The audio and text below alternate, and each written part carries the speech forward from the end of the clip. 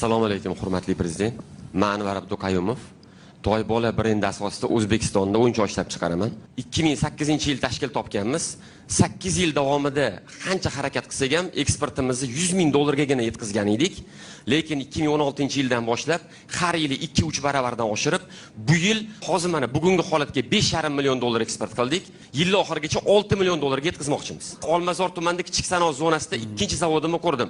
Endi xudo xolasa 3-chi zavodimizni mana shu ishchi o'rinlari juda ko'p bo'lganligi uchun, ishchi kuchi ortiqchaligi va xomashyo shu hududda joylashganligi uchun G'uzor tumanida 10 million dollarlik katta bir o'yinchoq zavodini qurmoqchimiz. Выставкаga bu yil fevralda bordik.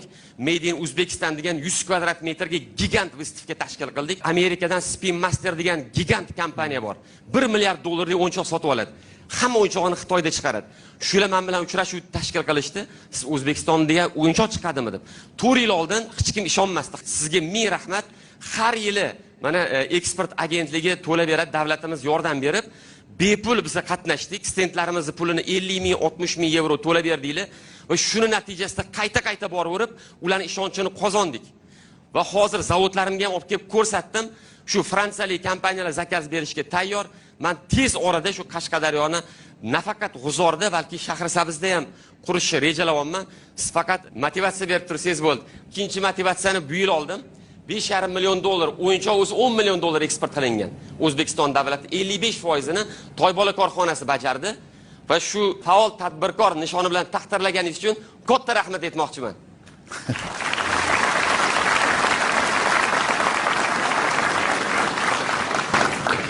Anvar, yonib turibsan, men izlab yuraman senga o'xshaganlarda. Kelgusi yil Qashqadaryoda o'yinchoq zavodni ochasan, men mustaqillikka senga orden bersam, nima deb o'ylaysan? Xo'p bo'ladi.